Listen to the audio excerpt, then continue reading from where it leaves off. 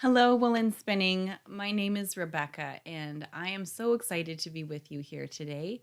I am a guest host. I'm guesting for Rachel, who is having a sabbatical for the rest of this month.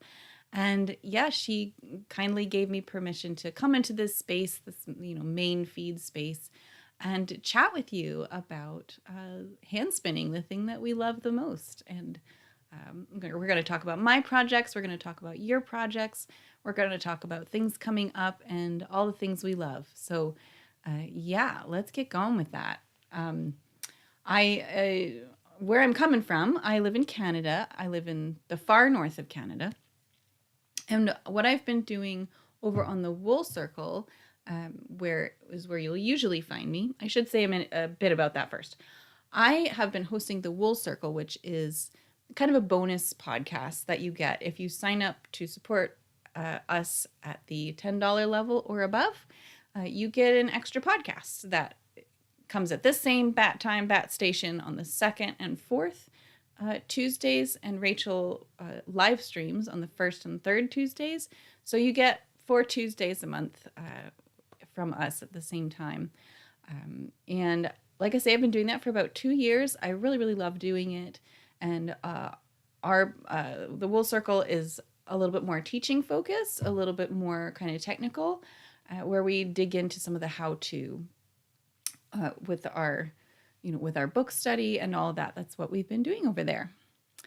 One thing that I have been doing on the Wool Circle is I've been doing sort of little montages of where I live because it's kind of unique. So I'm going to let one of those roll in the background while I tell you just a little bit about where I live. I live in Rankin Inlet, which is a community in Nunavut. Nunavut is the youngest territory in Canada. It was founded in 1999 as part of a land claims agreement between the Inuit people and the government of Canada. And it's pretty small in terms of population. It's spread over a huge amount of territory, but there's only about 80,000 people living in all of Nunavut. And those are spread into, I think it's in the high 20s as far as, I think it's like 28 communities. I might be wrong about that. And they're all only accessible by plane and by boat in the summer. So Rankin Inlet in particular, where I live, is just under 3,000 people. We're one of the bigger communities. The biggest is Iqaluit, which by a long stretch, they're about 8,000. They might be up to 9,000 by now. But Rankin is one of a few communities that are kind of jostling for second place at almost 3,000 people. We're not quite all the way to the Arctic Circle, so we don't get the full 24 hours of sun and 24 hours of darkness, but we do get down to about 4 hours of light in the middle of winter, and the sun goes down for about 4 hours in the middle of summer, but it doesn't really get dark. So it feels like 24 hours of sun in the summer. So where we live, it's really beautiful. It does get quite cold. It does, it's hard sometimes when it gets dark and when we kind of slow down and, the house gets a little colder and we have to deal with a lot of stuff to keep our car running and that kind of thing. But we are originally from the States. We're originally from just outside of Washington, D.C., which is just a completely different lifestyle. And we really like this. This suits us for the most part. It can be isolated, but it's also kind of a slower pace of life. There's a good sense of community and, just not a lot of pressure to live a certain way or to keep up with the Joneses or whatever. We just like it. The reason that we live way up here is that my husband and I are both Anglican priests. My husband is the pastor of the Anglican church here in town. I'm not currently actively practicing as a minister. I kind of just help out, but mostly I raise our 3 kids and I have the freedom to do things like this, which is really, really nice. I do have a couple other of part-time jobs that I do from home. But yeah, we have 3 kids. They are all girls. They're 6, 9, and 11. They're full of beans, and they're just at a great age right now that I try to not take for granted, but really enjoy them. So that gives you a little bit of a taste of who I am. I've been part of this community of woolen spinning since early 2017 when I really kind of started spinning again. And it's just been a wonderful place for me to spend time and make friends. Yeah, and it's meant a lot to me to be part of this community. So I'm glad to be here with you guys today. So that's enough about me. Let's roll the intro credits and start talking about yarn.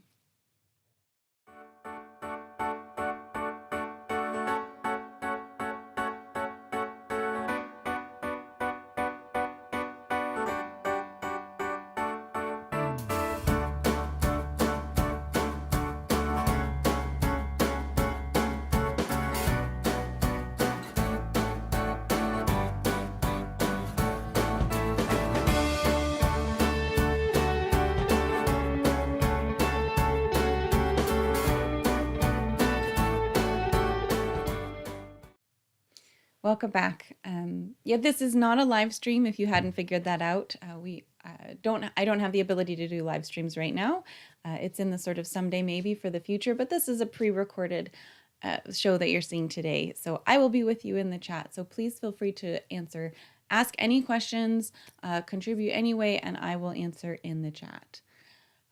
So we usually start our shows with kind of a housekeeping with some news and stuff. So let's talk about what is going on this month in the woolen spinning community. We are deep in the thick of a book study of the Spinner's Book of Yarn Designs. I'm doing the bulk of that over on the Wool Circle as far as actually teaching the content. But Rachel is also sending out archived blogs that she's done over the years.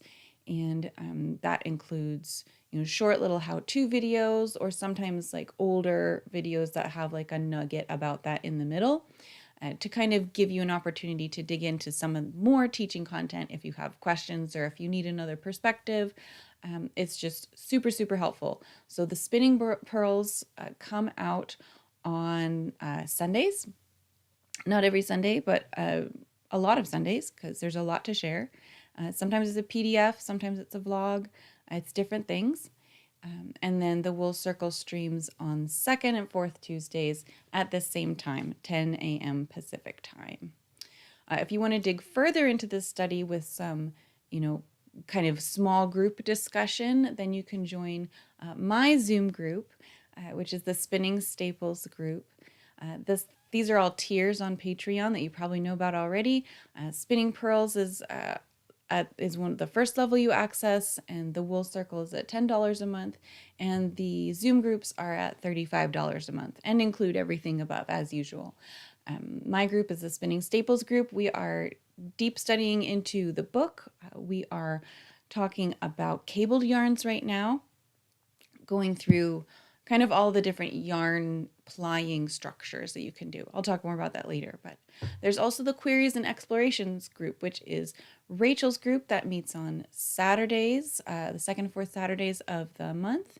And right now they are digging into drum carding, which is just a huge topic that continues to be very fruitful, I believe. So yeah, it's a great time to join in anytime. Don't feel like you have to. I know, it's more interesting to wait for kind of a new chapter or whatever, but you don't have to. You just jump in anytime, anywhere. It's hard to believe that we are halfway through this book study. Yeah, it's been really fun diving into the structures, and there are also different grassroots community groups where we could just get together on Zoom, hang out. There's always a spin group that comes right before this stream at 10 a.m. Pacific, hosted by Glinda. And there's a Thursday spin group that is a little bit more amenable to kind of time zones for the rest of the world. That meets at 7 a.m. GMT. So those are every week. They're just hangout Zoom spin groups with no agenda at all. We also have our Friday groups, which meet at 8 a.m. Pacific every Friday. Officially, they alternate between fiber prep groups with weaving group, and they usually tell you, kind of what's coming up. That's hosted by Dion and Lisa most of the time. And that you don't have to be doing those things in order to join those groups. Honestly, the times that I've been able to join, I usually haven't done the thing that's on the agenda. But it's fun if you like have something that you're like, okay, I want to work on my fiber prep regularly. This is a time where, you know, your buds are here to keep you accountable to work on that project. Yeah. We also have book club news. Becca runs our book club, and they are reading Stiff by Mary Roach. And they are going to go back to meeting on Mondays at the usual 8 p.m. noon Pacific, 8 p.m. GMT time. That's going to be next Monday, the 25th, that they're going to meet to discuss the book Stiff. So if that is, you still have a little bit of time to read it. You have almost a week if you want to try and read that quickly and join the discussion. Or, you know, we'll be starting a new book soon after that. So exciting to have a time nailed down on that. Thank you so much, Becca, for all that you do. And finally, I want to take a second to continue to talk about our upcoming breed blend and color study that's coming up. We used to do breed and color studies twice a year, and we took a break from it because Katrina sort of sunsetted that. She was ready to be done, and she had done such great work. I've so enjoyed her work over the years. But we took a break until Rachel was talking to Megan of Bramble Ridge, and over time they worked their way towards Megan's going to do a breed blend and color study for us. I have the breed blend here on my desk. I am not going to tell you what it is. I'll save that for Rachel, but it is really good for spinning socks. I believe the submissions for pictures are officially closed. I think I submitted some pictures not realizing that they were already closed. But there were pictures on Ravelry. People submitted some awesome pictures. So Megan is looking at that, and she's gonna make some amazing colorways for us. I'm hoping to finish some sample sock spins before that all comes out, and then I'll be able to choose which ones to do for this really special breed and color study. Of course, you don't have to make socks with it, but since the ply structures we've been talking about are such a big part of the sock discussion, it made sense to kind of bring a sock blend into this project that we get to all do together. So I'm super excited about it, excited for the new year, and that's going to just be so much fun. We'll get into the actual projects. What I'm wearing today is a brand new sweater that I just finished. This is only my second time actually wearing it, and this is a mashup of two Andrea Maurer patterns. She produced the Weekender sweater, which I have always loved. I love that slouchy drop shoulder, just super cozy look. But then a little later, Rachel made her pattern, the Metamorphic. And I loved it. It really echoes the Weekender in a lot of ways because it has that slip stitch going down the middle, but it's got alternating colors every row. It's a completely different silhouette in that it's a round yoke. You have to deal with the colors and all that. But I thought, well, why can't I just do the Weekender since I like that silhouette better, but try alternating colors? Because I don't have a lot of fiber that's in sweater quantity already to do like a solid color spin like that. And I didn't want to do a combo spin. I wasn't quite up for that. But I thought I want to do this in two colors because then I only have to spin up about 800 yards of each and I can get a sweater out of it. So here's the fiber that I used. It is, so the green and the brown are both a kind of mystery wool from Custom Woolen Mills, which is a mill in Alberta. I had some roving that a friend had destashed to me. And I used it when I was dyeing last year. There's the whole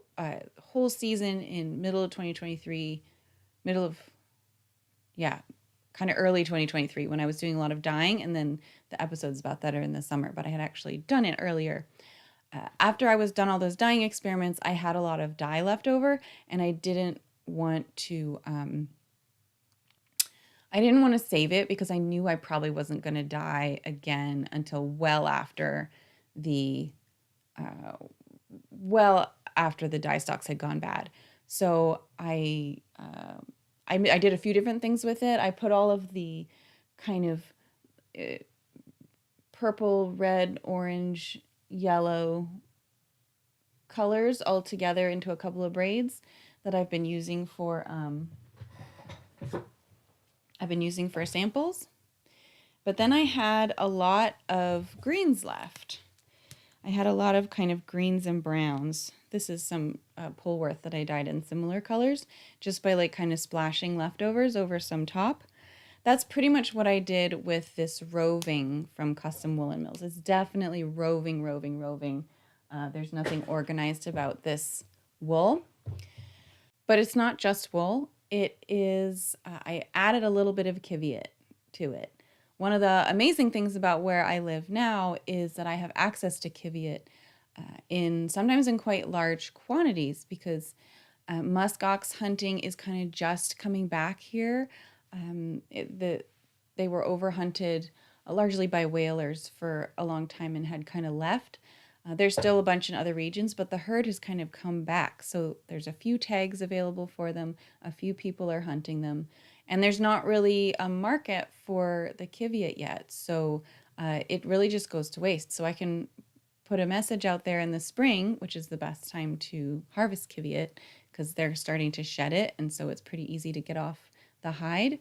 I just put a message out on Facebook, and often I'll get 1 or 2 hides and be able to get, with a lot of work, be able to get a couple of kilos of Kiviot off of it. So I wanted to add a little bit of softness and a little bit of nuance to this spin by adding just a little bit of Kiviot. I started by adding it. I started actually with the white fiber that you see here. This is a mix of 1/6 Kiviot to 5/6 of this Suffolk roving. The Suffolk is from Kelly. Kelly gifted this to me when Rachel and I visited her in 2023. This came originally from Kelly, and so I had tried like a 1/3 blend first, but it made it too Kiviot colored. I wanted it to still be really light, so it stood out against these darker colors. So I went with 1/6, and kind of to match that in the other yarn, I knew I was going to make a 3-ply, so I let 2 of the plies just be green, just be the green stuff. And then I needed a little bit more wool, so I had a just straight brown. The straight brown was from like all of the dregs of the bottles that I was emptying out. I just threw enough wool in there to exhaust it, and it left me with the brown. It's actually kind of a nice chocolatey brown. And I mixed that 50-50 with Kiviot. So then it works out that between the 2 colorways, there's 1/6 of Kiviot in both. I spun all of this yarn during Tour de Fleece 2023, almost entirely while I was traveling.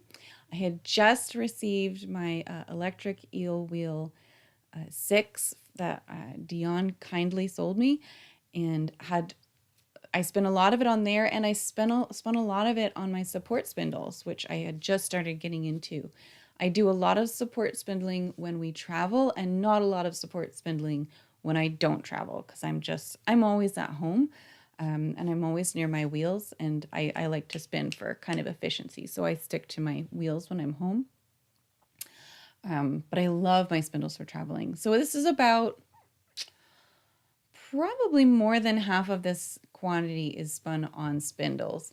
And it was so woolen. I did it all long draw amazingly, I can't tell a lot of difference between the skeins that are just wheel spun and the skeins that are just spindle spun. I could have mixed them up, but I didn't. I kind of wanted to see if there was a difference. But because it's so woolen, it really didn't. The variations in color just especially in the green, are much more noticeable than differences in the yarn. Yeah, so I was super duper happy with this. I didn't actually ever measure the yardage, but it was at least 800 yards each.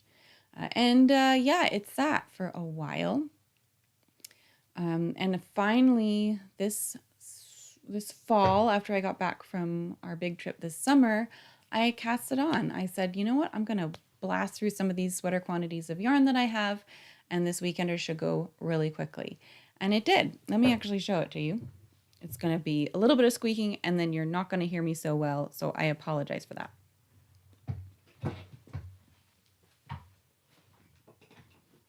I don't have a Diana doll, so you just see it on me. So I went for a really big size. I wanted lots of positive ease and slouch. And I knit the full length sleeves.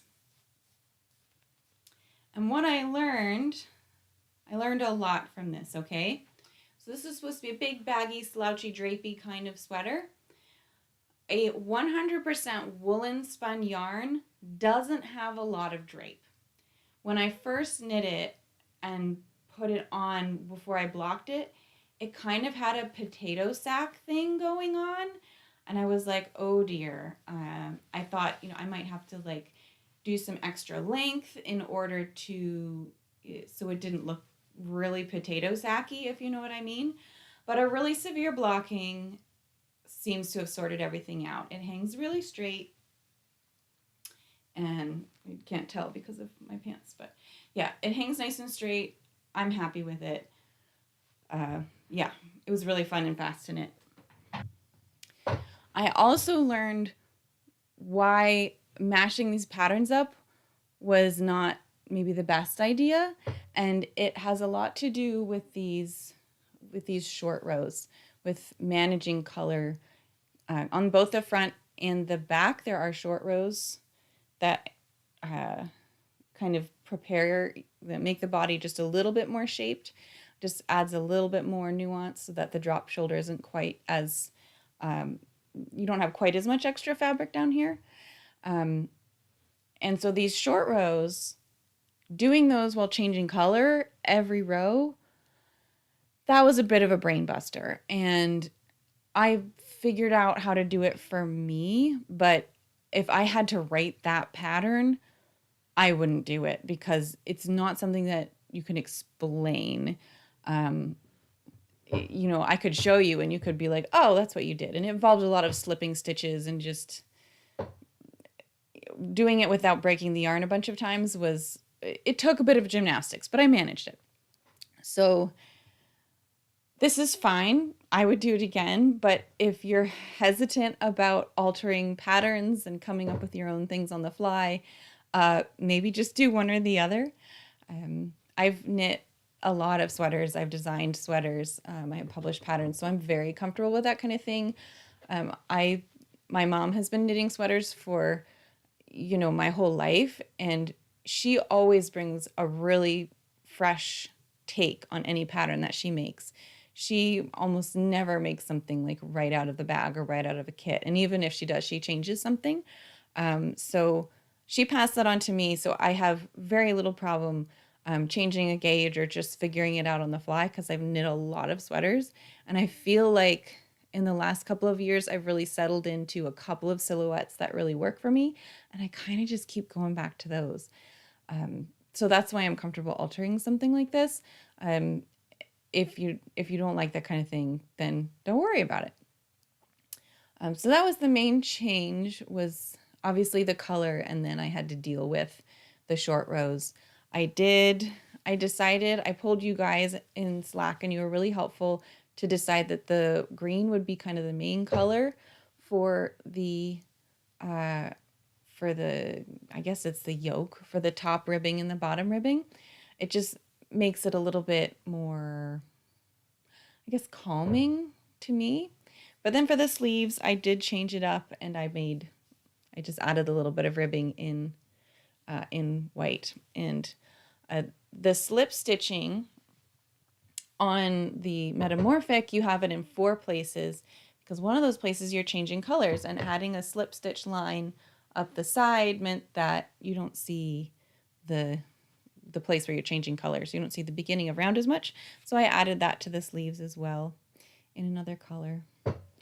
So yeah, I love it. It's cozy and warm, and as it's starting to get quite cold, we always keep our house around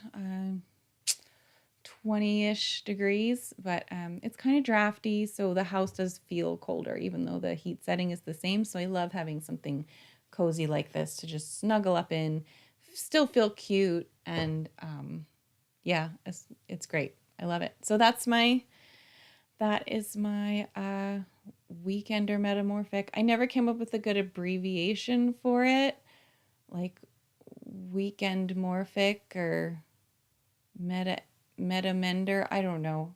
If you have any good, I got really tired of saying weekender / metamorphic, but it's kind of water under the bridge now that it's done.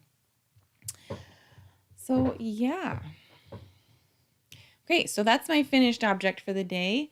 I have one big spin in progress to share with you, and that one is my Jethro. I am on that Jethro bandwagon, you guys. I am so on it. I've showed these on the wool circle, but last year, as part of our year of color for my kind of big capstone project, I dyed a whole bunch of yarn and then worked on combo spinning it in lots and lots of different arrangements. Got lots of blog posts about it, lots of episodes about it. But after that was done, I had about 8 ounces of leftover yarn, and I had some ideas about what to do with it. I really wanted to use it in some kind of cool scrappy project. But then when I went to Calgary and saw Rachel, and she was just finishing her Jethro, Nora had her Jethro. There were like 6 Jethros at the conference.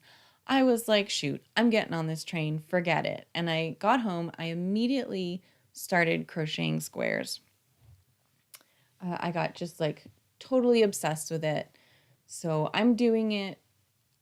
I'm not using the same arrangement of squares that Rachel is, but I am, the squares are a little bigger. They're kind of like the 5 rounds instead of 4. And I'm going to have like just 4 rows of them instead of 5. But yeah, I'm so excited to actually get these out again. They've been stuffed in a bag for a while. I crocheted them all up in like 3 weeks because it was just so addictive, so much fun. But then I was a little stalled because I needed a main color. And I was in the middle of some other things. I couldn't start it yet. And I waffled a bit about what to do, whether to do like a cream or like a pink or another gray. I do use a lot of gray for main colors. Rachel challenged me to try some cream, and I did. So what really kind of inspired me was, and this is a little bit sad. I'm going to get sad for a moment here. About a little over a year ago, a good friend of mine who I had taught some knitting classes with here in town, she was Inuk, she died in a freak fishing accident, and it was really super sad. Super hard on her daughter, who's the only person, her mom was kind of the only person she had. But anyway, about a year on, her daughter was ready to kind of move on some of Brenda's crafting supplies. And I ended up with just a whole bunch of random stuff. I now have an inkle loom that I really want to try. I haven't tried it yet. I bought Brenda's old e-spinner that I sold on, and lots of little things, but a lot of little kind of quantities, like 6 to 8 ounces of kind of random wool. And in there was a bunch of alpaca, a bunch of what feels like merino. It's got to be merino. I know a merino when I feel one. And a couple of big bats labeled Clunforest and Romney. And some of the alpaca was white, and some of it was this beautiful kind of fawn color, like this chestnut color. And so I kind of just took all of those and put them into bats. Just some beautiful bats. My friend, I have another friend in town who has a drum carder who lets me use it whenever I want. It's actually in my house right now. She very kindly lent that to me. And I made these bats. They are approximately 1/4 alpaca, 1/4 merino, 1/4 Clun Forest, 1/4 Romney. I did, in order to get them ready to spin, I did have to give them a good wash because Brenda's daughter's a big smoker. A lot of people smoke up here. And a lot of the stuff had gotten very smoky. And I know that sometimes you'll run into that. If you buy a lot on eBay or something, a big lot from someone who's passed on, you might find that the stuff is kind of smoky. But I washed it all kind of just in the regular manner that I wash fleece in my sink. 2 washes with a lot of soap, and then 4 rinses. My usual, kind of the usual technique of doing like hot water, let it cool down for 30 minutes, drain it, squeeze it, more hot water, you probably know. I don't want to get all the way into that. But it made the fleece really nice. It got most of kind of the ash out and stuff, and it doesn't smell like smoke at all. It's fabulous. So that was very redemptive, and something that I was very happy to do is to make these. This is all Brenda's wool. So I didn't actually weigh very much, enough to know that it's about equal, and I don't know. There's probably I have no idea. I have no idea how much wool this is. I won't know until I weigh the skeins, honestly. So I have been breaking down these bats and spinning away at it only for the last week. And I'm already, I'm 2/3 finished. Sorry about the noise. 2/3 finished. Spinning it on my electric eel wheel. These are 3 of the bobbins, and I've got 1 more full bobbin still on the wheel. And yeah, it's going super, super fast. And I thought this would be a good chance to talk about something that I've found super, super helpful and motivating, which is chunking my spins. I don't know if you're familiar with the idea of chunking. It's kind of just a word that we use, that you can use in task management and stuff. And it means like breaking a big task into a bunch of smaller tasks so that it's less overwhelming. I kind of look at how much fiber I have. I look at how I spin a little bit and kind of get a feel for how long it's taking me to spin it as part of my sampling exercise. And then when I kind of fully break down the fiber, I kind of decide exactly how much I'm going to spin every day. And in this case, it actually affected how I continued to prep the fiber, because I break each bat down into 8 pieces, and then I spin 5 a day. And that is going to evenly divide my fiber over 6 bobbins for 3 skeins of 2-ply. And it also 5, it kind of breaks it up evenly so that I will do all of the singles in 12 days. It's probably about 45 minutes of spinning every day. But I've been doing that all year. I've been doing it with my sock spins. I just find that super duper motivating. I do not do that with all my crafts. I also sew and quilt, and sometimes I weave. I haven't in a long time. I knit, and I don't chunk any of that. But spinning the singles is the one step that can end up feeling never ending to me. I really find it motivating to see my progress, to be able to show my progress. I post about it every day on Instagram, which really it's just for me. It just helps me. And so that kind of chunking, to say this is my daily amount that I'm doing, look at the fiber, I know how many days it's going to take me. That just really, it gives me that dopamine hit, guys. It works for me. So I thought I would bring that up because I've had a lot of spins that have really languished because the overwhelm of the feeling of like, this is taking forever, this is never going to end, was enough to kind of make it drag. Whereas knowing how long it's going to take helps. I could have opted for a smaller amount, I could have spent half as much and really made it a 15 a day kind of project. But then it would have taken a month, and I don't have a month. Whereas I can make 45 minutes a day, like I can squeeze that in somewhere. If I can't do it during the day, then it can take over my knitting time at night. So that's how I've been able to spin as much as I've been spinning, which is a lot. Breaking down these bats, this is already like a half of a bat here. I've just been breaking each one into 8 pieces so that I can do it, keep it fairly even. I find it easy to do kind of like half and half and half. Then I'll end up with these 1/8 strips. And then I diz them once they're stripped.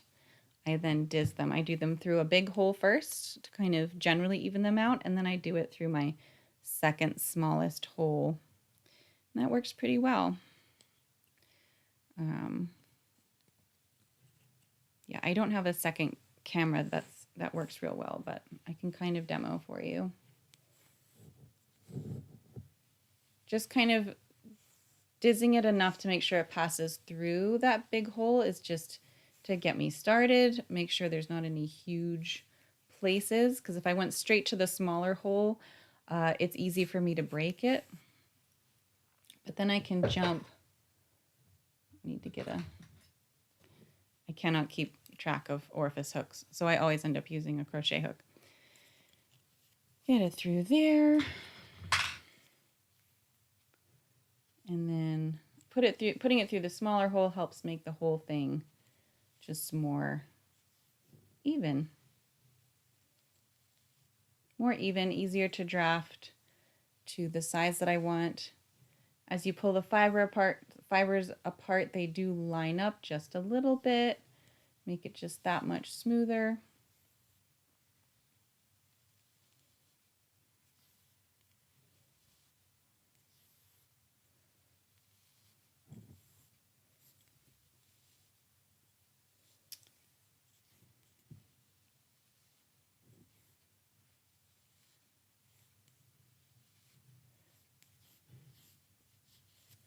That's usually how I do it. It's not fancy.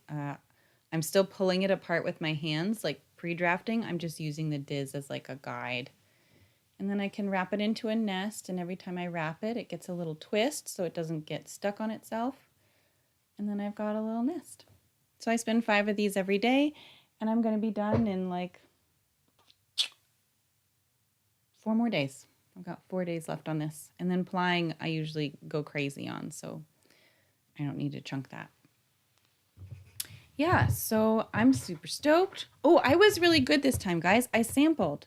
I don't always sample, especially with spins like this where I know I'm really spinning one of my default yarns. I basically have 2 default yarns.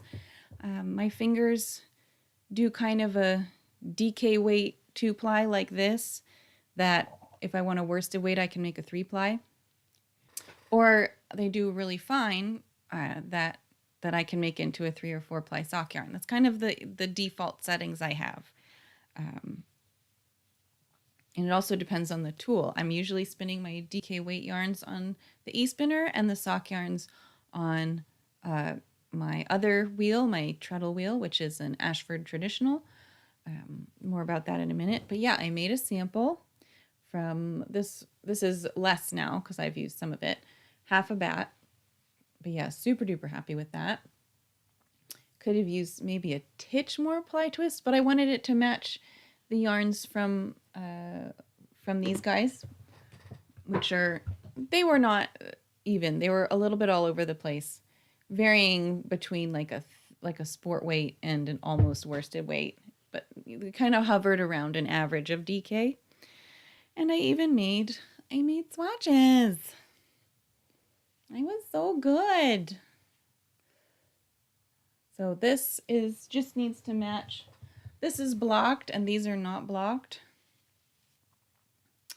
But yeah, it's it might be a little bit thicker, but I don't mind it having, I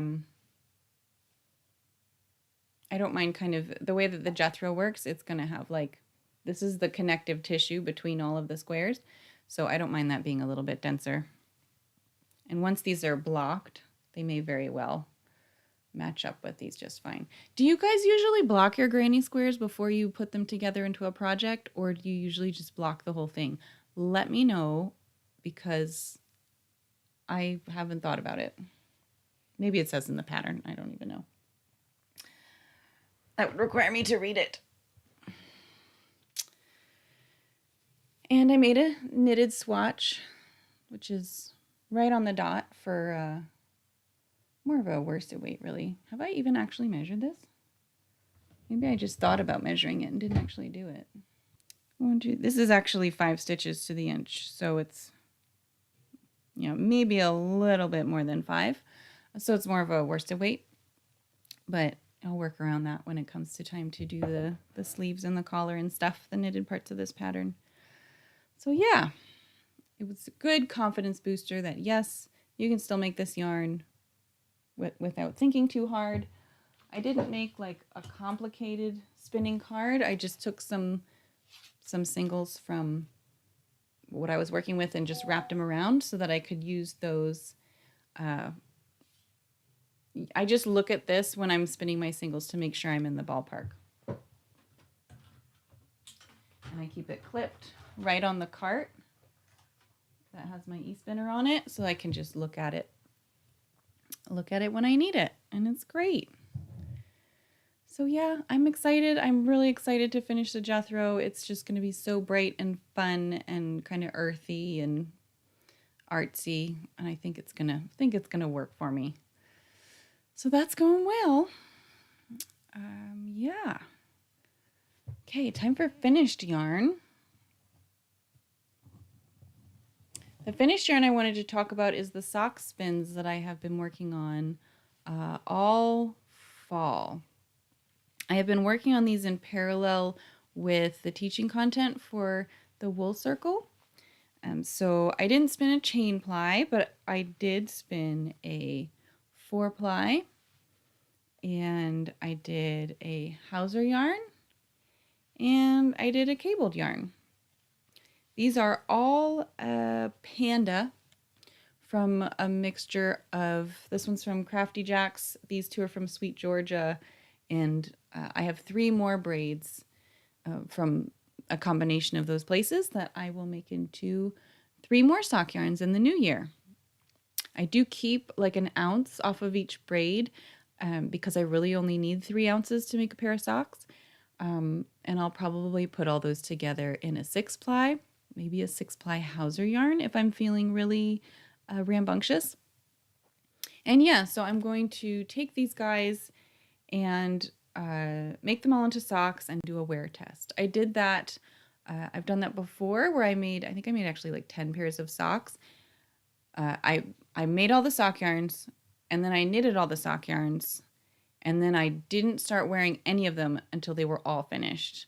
And then I just made sure I kind of wear them the same amount.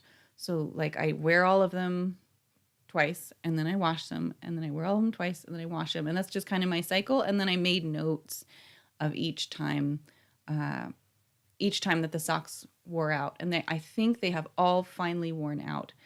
I did a whole wool circle addressing this. I'll have to put the episode number here, but it was in September, where you kind of get a preview and I talk about some of the factors that go into sock wear and what makes a durable sock yarn and a durable sock in general. So, but I'm going to do that again, controlling for using a pattern that fits my foot a little bit better than what I used before. And it's all the same fiber, because it was not all the same fiber before. And hopefully get a little bit more data in the ongoing question of what makes the most durable sock yarn. So super stoked. I'm really proud of these. They each take me about a little over 2 weeks to do. And I did these fast. I did all of these in like 6 weeks, maybe a little more. And that was a lot. I think it was 7 weeks actually. But the next ones I'll have a month each to do, so it won't be quite as much of a press. So I'll have time to finish the Jethro spin before that, and then I'll get into the breed blend and color study. So I'm gonna have a lot of socks in it next year, you guys. Yeah, these are all 4 plies. They all came out around 1550 for grist. So, they're dense enough, denser than a commercial sock yarn for sure. And they all came in around 300 yards, some a little bit less. So I might have to get a little bit creative because I want to mostly knit these top down, because I've been knitting socks. I've knit so many socks over the years. And the pattern that I like the best, that fits my feet the best, is the top down pattern. So I might just like cast on provisionally, do the heel and the foot of both socks. And then when they're done, put both socks on circulars and knit the tops bottom up. It's just an idea. That's kind of what I'm thinking about right now. I don't know for sure that that's what I'm going to do. Always wanting to maximize that hand spun, right? Yeah. So it's been a lot of fun sharing those on the Wool Circle. If you want to know more about the Wool Circle, you can always try it. We have a 7-day free trial for the Wool Circle. You can use that if you just have a couple episodes you want to check out, see if you like it. You can just check that out. But it's a great community of people. It's really fun if you can come to the live streams. I know it's not the best time for everybody, but it's really fun to be in the live streams and chatting away. Even when it can't be live, I really like to be there and just, chat away. It's extra fun when it can be live, because then Rachel responds live, and I think we've all really enjoyed that. But before we wrap up, we have the best part. We have community participation. So let's do it.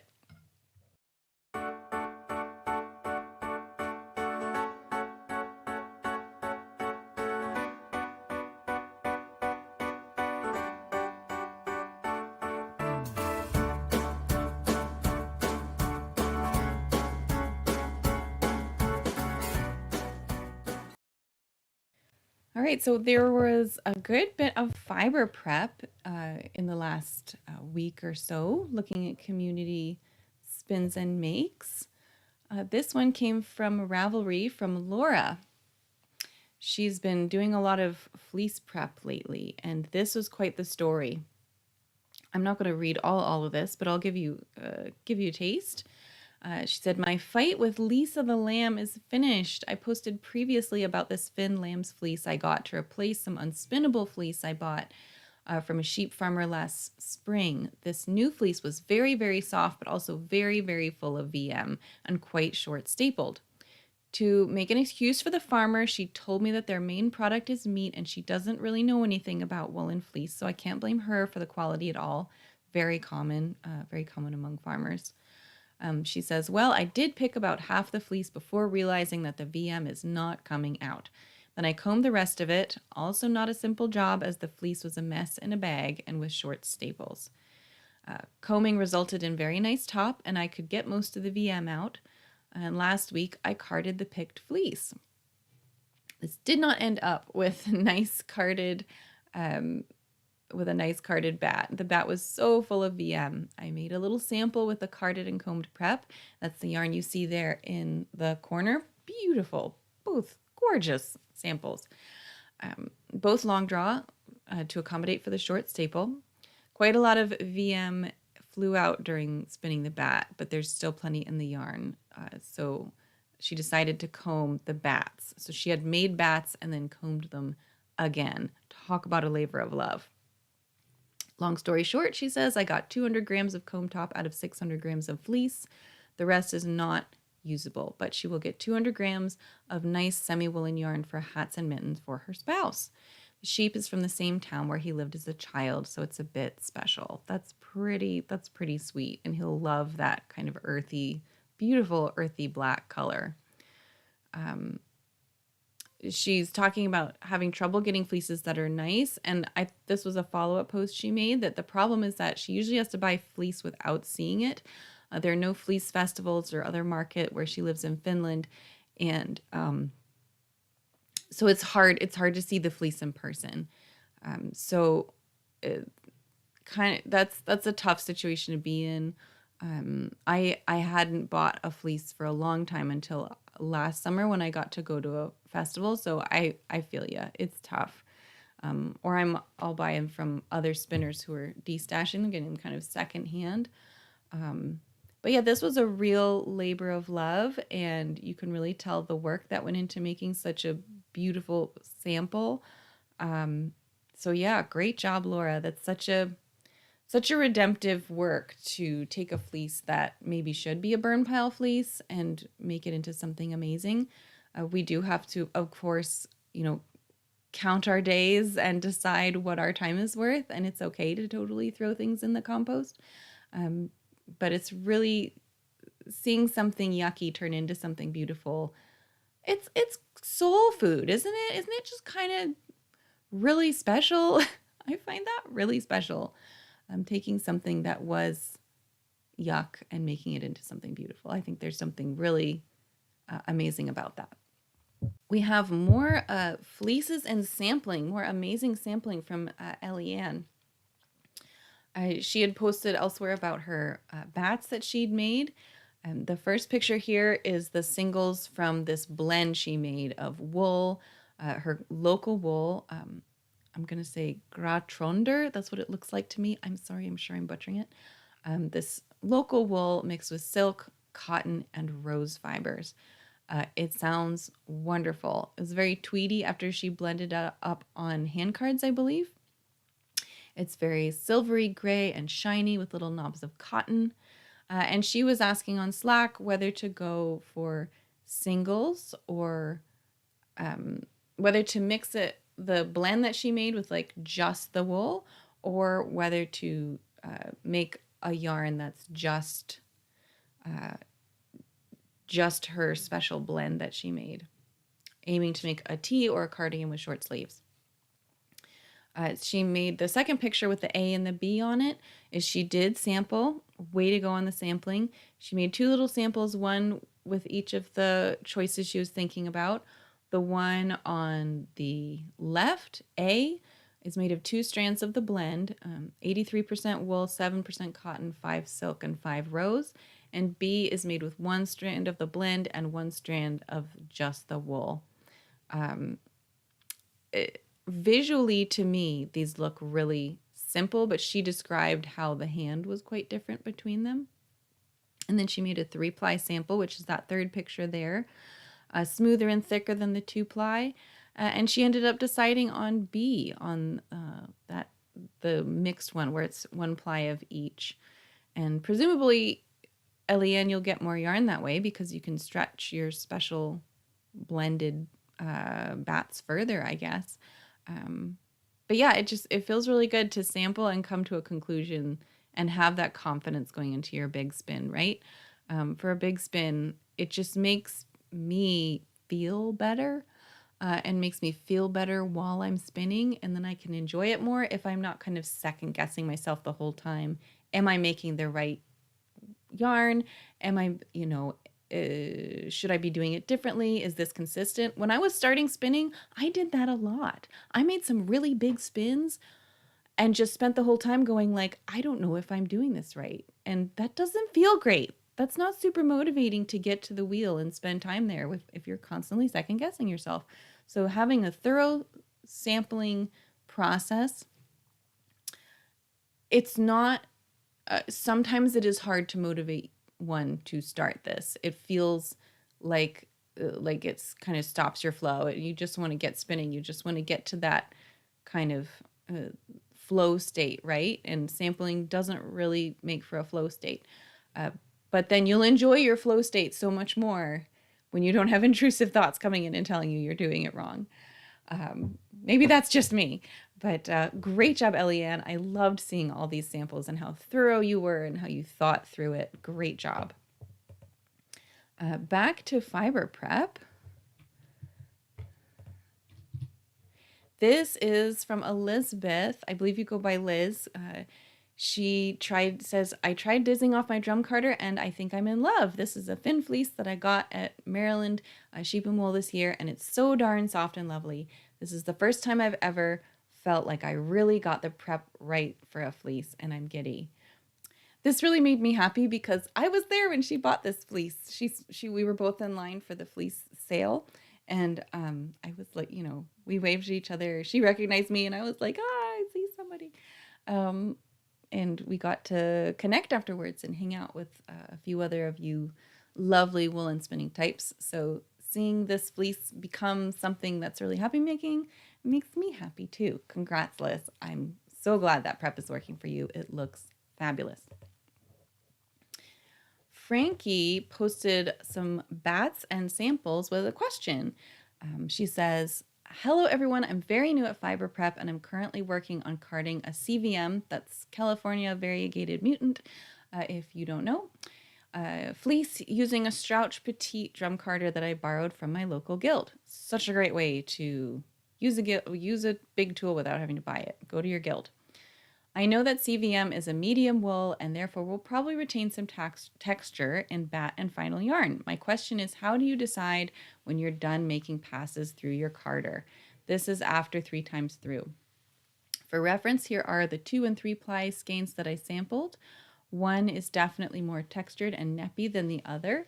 Spun supported long draw on my vintage Ashford Traditional. Hey, Ashford Traditionals, represent. Yeah, she made this beautiful yarn. I love that she did the sampling, so we couldn't go tell her, just sample it. She did it first to cut us off at the pass. There was a great discussion on Slack about this, just how it's really a personal choice. It depends a lot on what shape the fiber is in when it goes into the drum carder. If you've lock popped it or flicked it open or done anything to it, if it's in nice shape when it goes into the carder, you might, 3 passes was probably plenty.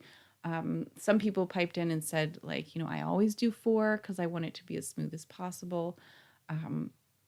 But yeah, it really is a personal choice, and whether you pick neps out of your bats too is a personal choice.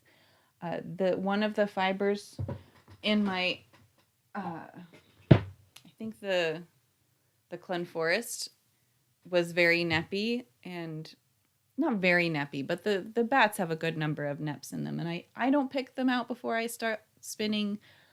I don't always pick them out when I'm spinning. I pick them out when they bother me, and sometimes that isn't until I'm knitting up the yarn. Like I say, I'm pretty chill about my yarn standards, to be honest with you. But yeah, that's just so personal preference. What's the spinning experience you want to have? What is, how perfect do you want your yarn to be? I just thought that was a really interesting discussion. And Frankie, you're doing a great job on some lovely bats, and your yarn is going to be really nice. We had a couple of finished sweater spins recently. This is from Kat. She says, I hesitate to put this under sweater spin. It's all hand spun yarn all right, but none of it was spun with this jumper in mind. For the longest time, I wanted to experiment with sideways construction, and the gnomon pattern has inspired me to try it out. If you search for the gnomon, it'll come up with a picture of like a really long house coat, and it looks like she's sort of adapted this to be the right size and shape for her. As usual, I guess she didn't actually use the gnomon pattern. She was inspired by it, and then she wrote her own pattern, is what she's saying. She just picked a bunch of single skeins of various sizes in the orange, red, brown range, plus a few grays, and cast on. Mostly I held yarns double, which is a great way to blend. Some were used on their own, and overall I'm quite pleased with how this turned out. It's intended to be an outdoor allotment gardening jacket, so I wanted it pretty warm and sturdy with a somewhat tight gauge and garter achieved. One front is considerably longer than the other, and the buttons also came out of my stash and don't match because I didn't have 5 of the same buttons. But overall, I'm happy with how it turned out. And you should be. It looks fantastic. It looks really cozy and perfect for just like wearing outside when it's maybe not brilliantly sunny and you still have gardening to do. And as to the question of calling a yarn a sweater spin when it wasn't intended to be a sweater spin, I do that all the time. Actually, when I spun this yarn, it was not intended to be a sweater. I wanted it for the Attune shawl.